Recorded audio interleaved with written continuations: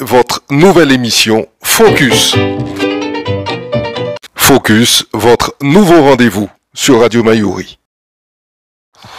Bienvenue dans Focus, votre émission quotidienne sur Radio Mayuri. Notre invitée aujourd'hui est Nadine François. Avec elle, nous allons commenter l'actualité en Guyane. Nadine François est chef d'entreprise, gérante de la société Rice No. Bonjour. Bonjour Michel, bonjour à tous les auditeurs qui nous écoutent. Le premier sujet que nous allons aborder est lié au recrutement, aux difficultés que rencontrent certains chefs d'entreprise en Guyane pour trouver les talents qu'ils recherchent. Comment peut-on expliquer cette problématique ? Alors il faut savoir qu'en Guyane, 56% en moyenne des personnes ne sont pas qualifiées, n'ont pas de diplôme, n'ont pas de certificat d'études, ce qui rend difficile le recrutement puisque les employeurs recherchent des personnes qualifiées. Par exemple dans le secteur du BTP, les postes d'encadrement souffrent cruellement de manque de personnel et les employeurs sont obligés de recruter des personnes à l'extérieur. Nous recherchons également dans le BTP des maçons, des personnes dans l'électricité, l'administration des ventes, le commerce, la comptabilité aussi sont en recherche de personnel qualifié. Est-ce que cela signifie que l'offre de formation est inadaptée ? Alors l'offre de formation est adaptée seulement en tant qu'organisme de formation. En plus de préparer les stagiaires à la certification, nous devons systématiquement prévoir un gros module sur la remise à niveau, qu'elle soit en français ou en mathématiques, par rapport à l'illettrisme, puisque une personne sur trois en Guyane est illettrée, et par rapport à ces difficultés de maîtrise de la langue française. Vous êtes amené dans votre activité professionnelle à procéder à des recrutements. Qu'avez-vous observé de particulier dans le comportement des candidats que vous recevez ? Alors, lorsque nous recevons les dirigeants ou les responsables RH en entretien pour évaluer leurs besoins en formation, en recrutement, il y a des éléments qui reviennent souvent et il s'agit du comportement de nos jeunes Guyanais malheureusement. Ce que j'entends souvent, c'est la problématique de la posture professionnelle et de la culture d'entreprise. En termes de posture professionnelle, les employeurs me disent que nos jeunes, par exemple, ne savent pas se présenter. En termes de communication, en termes de ponctualité, en termes de respect, en termes de culture d'entreprise, la culture de la performance, la rigueur au travail. Est-ce que le savoir-être pose également parfois problème ? Oui, carrément, puisqu'il ne s'agit pas uniquement d'avoir des compétences techniques et de les mettre en pratique. Les compétences douces, donc les soft skills, sont très importantes et c'est ce qui met parfois en difficulté nos entreprises et qui touche à notre compétitivité territoriale. Si une personne, bien que compétente techniquement, n'est pas capable d'accueillir correctement, par exemple, un client ou d'avoir cette communication qui va permettre de travailler en équipe, c'est l'entreprise qui est touchée, sa compétitivité, sa performance. Qu'est-ce que les collectivités peuvent mettre en place pour pallier à ces problèmes ? Alors, la collectivité territoriale de la Guyane met en place des formations. Donc, à ce niveau, je pense qu'elle fait son travail. Il faudrait néanmoins diversifier l'offre de formation et multiplier. C'est vrai que les organismes de formation aussi proposent un catalogue très diversifié. Je pense aussi que ce qui est nécessaire, c'est de pouvoir pousser nos jeunes à aller en formation. Parce que même si l'offre est existante sur le territoire, les jeunes, nos jeunes, ne sont plus autant motivés pour atterrir sur le monde du travail. Ils n'ont plus forcément confiance en cette dynamique au sein du territoire. Est-ce qu'on pourrait dire que les jeunes ils recherchent plutôt l'argent facile que de rester 8 heures dans une entreprise à subir les affres d'une direction ? Alors c'est une très bonne question, Michel, parce qu'en fait le monde du travail a changé. On ne conçoit plus le travail comme on le concevait il y a 20 ans, il y a 30 ans. On est dans une ère où les salariés, les collaborateurs ne veulent plus, comment dire, souffrir. On parle de plus en plus de bien-être au travail, de qualité de vie au travail. Et autant nos parents, nos grands-parents faisaient des sacrifices, avaient cette notion d'abnégation, avaient cette notion de, comment dire, cette temporalité, se dire que pour arriver là où je veux, pour gravir les échelons, ben, il fallait que je travaille. La génération actuelle, puisqu'on est dans une ère où tout va de plus en plus vite, a envie également d'aller de plus en plus vite. Et ce qu'on acceptait avant dans le monde du travail n'est plus acceptable dorénavant. Est-ce que l'on peut dire que les jeunes ou les salariés ont un souci également avec la discipline, le fait de se soumettre à un certain nombre de règles et de rigueur dans l'entreprise? Alors je ne dirais pas qu'ils ont un souci de discipline, je dirais qu'il s'agit plutôt d'adapter le management à l'ère actuelle. Le management doit s'adapter en fonction de l'actualité, en fonction de ce qui se passe dans le monde, en fonction de la conjoncture économique, en fonction de ce qui se passe socialement. Et donc c'est pour ça que je ne parlerai pas de manque de discipline, mais plutôt d'un autre regard, d'une autre approche méthodologique sur le management. Alors il ne s'agit pas non plus de sacrifier tous nos managers et de remettre en cause tout le positionnement hiérarchique, mais peut-être faire un pas vers le collaborateur, autant que le collaborateur doit faire un pas vers le manager. Je pense que les collaborateurs dorénavant, ils sont plus dans une recherche de partenariat et non de subordination. Ils ont envie en fait d'être partenaire d'une entreprise et d'avoir cet équilibre vie professionnelle, vie personnelle, tout en restant performant dans l'entreprise. Alors cette difficulté à trouver des bons talents, des profils adéquats, adaptés, est-ce que cela compromet le développement économique du territoire? Oui, tout à fait, parce que non seulement nous avons des problématiques de recrutement, mais nous avons également des problématiques de rétention. Puisque comme je vous l'ai dit, vu que le monde du travail est en perpétuelle évolution et changement, il ne s'agit pas uniquement de trouver la perle rare, mais il s'agit surtout de les retenir, de les remobiliser, de les motiver. Et la plus grosse problématique dans les entreprises, alors pas seulement en Guyane, hein, c'est de maintenir cette motivation, de les maintenir en vie, de continuer à donner envie à nos collaborateurs de travailler. Et là, c'est un sacré challenge. Autre sujet d'actualité, c'est la liquidation judiciaire d'Air Guyane qui assurait la liaison entre nos communes isolées et la capitale.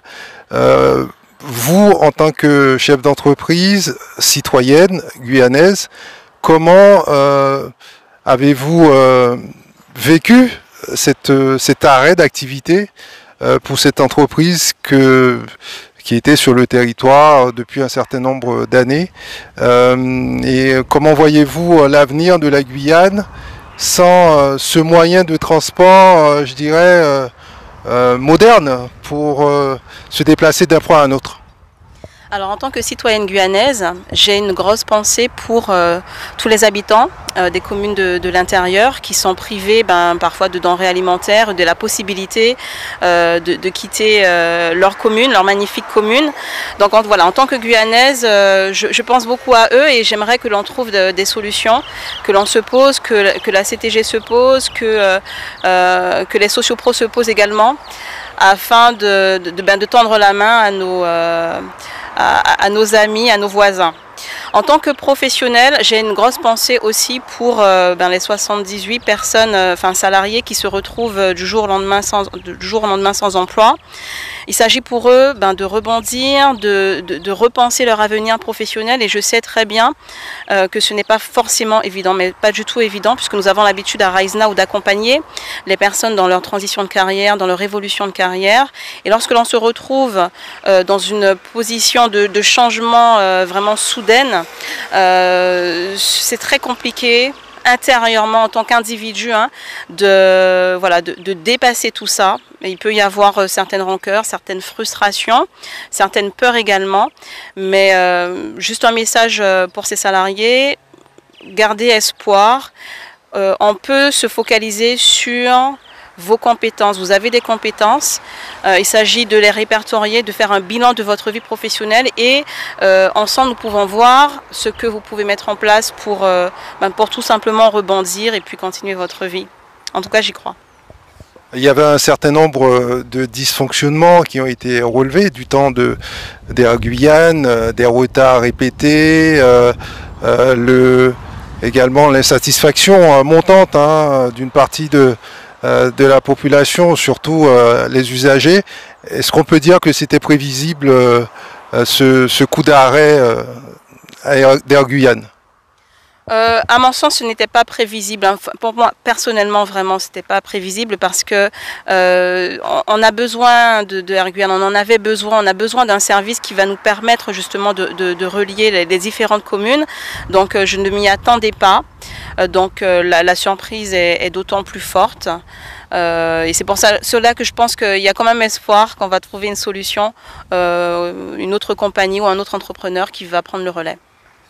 Alors on sait que l'avion pollue, c'est peut-être pas le moyen souhaité pour la planète, avec le carburant, le kérosène. Faudrait-il commencer peut-être à imaginer des moyens de transport plus vertueux, propres pour la Guyane? À quoi pourrait-on penser, rêvons un peu, pour les 5-10 années qui viennent? Alors, moi j'aime bien cette vision de la vie qui permet d'être plus positif et se dire qu'il faut chercher des opportunités dans tout ce que l'on traverse, même si c'est difficile. Donc oui, peut-être que c'est une opportunité à saisir, se dire qu'il n'y a plus Air Guyane, mais que c'est à nous de trouver une solution beaucoup plus écologique dans une démarche RSE qui va contribuer au respect de l'environnement, au respect de notre territoire. Donc si on a cet état d'esprit, c'est très bien aussi. Alors selon vous, Nadine François, quel mode de transport faudrait-il privilégier pour compenser, remplacer définitivement Air Guyane? Je pense que la route, ça reste intéressant, même si la question de la pollution se pose toujours. On peut tout de même imaginer... Et les accidents aussi. Les accidents également. On peut toujours imaginer plus de transports en commun, un prolongement de la ligne du TCSP par exemple. Ouais, ce serait intéressant. Jusqu'à Maripasoula? Oui, pourquoi pas. Alors on en a pour peut-être 10-15 ans, mais il faut être visionnaire. C'est important d'imaginer l'avenir de la Guyane de façon homogène, où tous les peuples, toutes les populations bénéficient des mêmes conditions de déplacement, des mêmes conditions de travail, de santé. C'est le rêve pour la Guyane de demain? C'est le rêve pour la Guyane de demain et je dirais que c'est dans la devise française, hein, liberté, égalité, fraternité. Donc lorsque l'on parle d'égalité, il s'agit sur notre territoire d'avoir les mêmes droits. Que l'on soit à Cayenne, que l'on soit à Maripasoula, que l'on soit à Grand-Santi, il est vraiment important que tous les Guyanais puissent avoir accès à toutes les infrastructures, que l'on puisse circuler librement. Et je trouve cela vraiment dommage que sur notre territoire, certaines personnes restent enclavées, isolées. Alors, beaucoup de femmes n'osent pas se lancer dans l'entrepreneuriat. Vous avez franchi le pas. Est-ce que ça a été compliqué ou est-ce que vous avez des regrets ou absolument pas? Alors aucun regret. Il faut savoir qu'en Guyane, 38% des femmes sont en emploi contre 48% des hommes en emploi, alors que les femmes sont beaucoup plus qualifiées que les hommes en Guyane.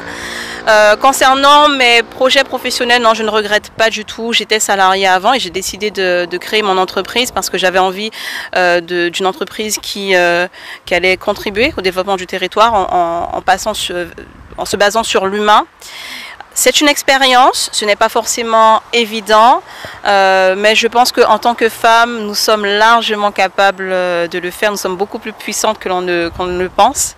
Alors je ne suis pas dans la confrontation, ni dans la comparaison, ni dans un rapport de force avec les hommes. J'ai plutôt un autre discours. Je pense qu'on est complémentaires, les hommes ont besoin de nous et nous avons besoin des hommes. Mais ce que je veux dire par mon propos, c'est que en tant que femme, on peut douter de notre capacité à mener de front la vie familiale, la vie professionnelle, alors que sincèrement, nous sommes vraiment capables, mesdames. Donc allons-y.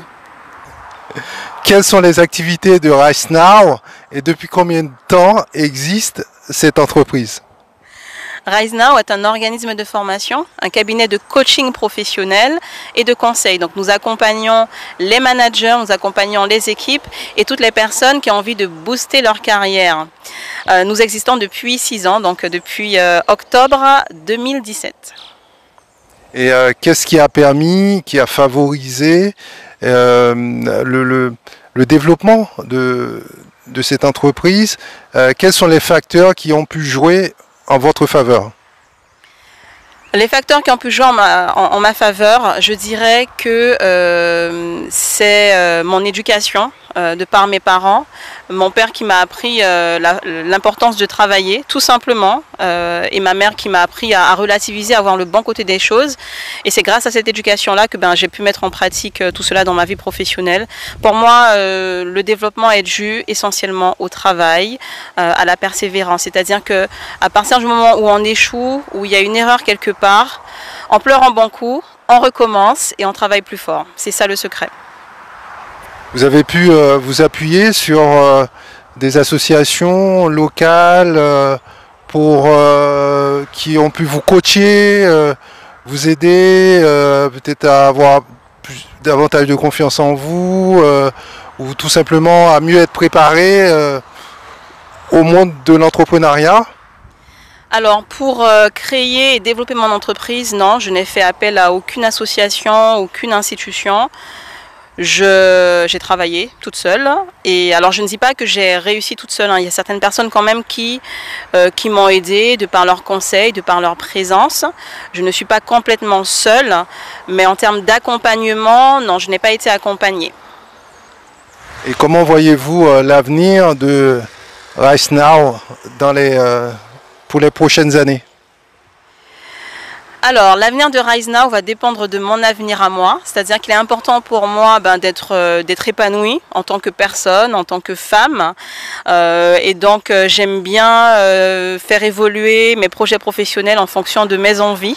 Donc on verra en fonction de mes envies ce que deviendra RiseNow. En tout cas, de très bonnes choses. Nadine François, merci d'avoir été notre invitée dans notre rubrique Focus. Merci pour l'invitation. Retrouvez votre nouvelle émission Focus. 30 minutes pour mieux comprendre l'actualité en Guyane et découvrir les acteurs de notre territoire. Focus, c'est du lundi au vendredi, première diffusion à 8h30, puis rediffusée à 13h10 et 19h10. Focus, votre nouveau rendez-vous sur Radio Mayuri.